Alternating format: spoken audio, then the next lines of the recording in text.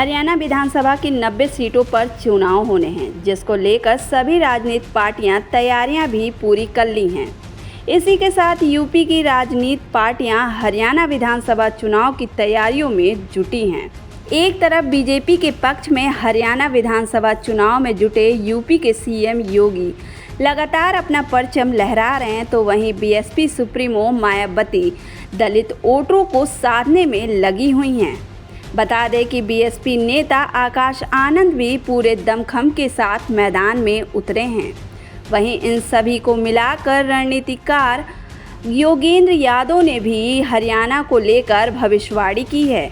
हरियाणा विधानसभा चुनाव को लेकर चुनावी रणनीतिकार योगेंद्र यादव ने बता दिया कि चुनाव में क्या परिणाम होने वाले हैं। उनका कहना है कि विधानसभा चुनाव के 3 संभावित परिणाम हो सकते हैं। पहला ये कि भाजपा के खिलाफ हवा चलेगी और कांग्रेस को बहुमत मिलेगा। दूसरा ये कि हवा चुनावी आंधी की शक्ल लेगी और कांग्रेस को भारी बहुमत मिलेगा।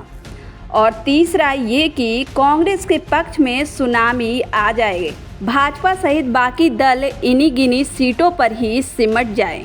वहीं योगेंद्र यादव का कहना है कि चुनाव में भाजपा और कांग्रेस के बीच सीधे मुकाबला है। इसमें कोई संदेह नहीं है कि बीते चुनाव के जैसे इस बार इनेलो, जेजेपी, बीएसपी या आप की बड़ी भूमिका नहीं रहेगी। ये सभी जानते हैं कि इन सीधे मुकाबले में कांग्रेस को बढ़त मिल रही है। वहीं योगेंद्र यादव आगे बोले, तीनों संभावनाओं में कांग्रेस की सरकार बनती दिखाई दे रही है।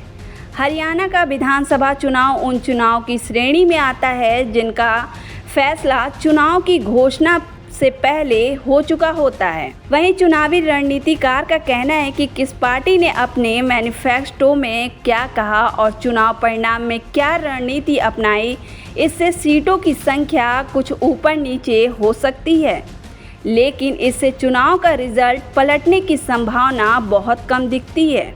जनता का मोह भाजपा की दूसरी सरकार बनते ही भंग हो गया था। भाजपा के विरोध में वोट मांगने वाले जेजेपी जब भाजपा में शामिल हुई तभी जनता के मन में खटास पैदा हो गई थी। इतना ही नहीं, योगेंद्र यादव ने यह भी कह दिया कि सत्ता और समाज के बीच का धागा किसान आंदोलन के समय टूट गया था। न केवल किसान आंदोलन बल्कि यौन शोषण के विरुद्ध महिला पहलवानों के संघर्ष ने सरकार की बची खुची वैधता भी समाप्त कर दी थी। प्रदेश में बेरोजगारी तो पहले से थी, लेकिन अग्निवीर योजना ने ग्रामीण युवाओं के सपनों पर पानी फेर दिया। इससे ये पता चलता है किसान, जवान और पहलवान ने चुनाव से पहले ही भाजपा को हरा दिया था। मनोहर सरकार ने योग्यता के आधार पर नौकरी देने की बात तो कही थी, लेकिन दुष्यंत चौटाला के सहयोग से बनी दूसरी सरकार ने भ्रष्टाचार, अहंकार की छवि हासिल की। इसके बाद नायब सिंह सैनी ने जरूर फुर्ती दिखाई और कई लोकप्रिय घोषणाएं भी की, लेकिन तब तक देर हो चुकी थी। जनता अपना मन बना चुकी थी।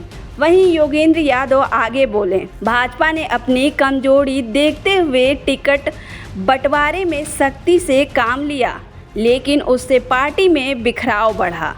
कांग्रेस के टिकट बंटवारे में भी खूब खींचातान हुई। कांग्रेस में खूब गुटबाजी देखने को मिली, लेकिन जनता को इसका कोई फर्क नहीं पड़ा। जनता को बीच भाजपा का मैनिफेस्टो की चर्चा ज़्यादा नहीं है। आखिर में बीजेपी के पास हिंदू, मुसलमान या फिर 35-1 यानी जाट और गैर जाट का जातीय ध्रुवीकरण की चाल बची है। इसका फायदा भाजपा को हो सकता है, लेकिन इससे पूरे प्रदेश के फैसले में कोई असर नहीं पड़ेगा।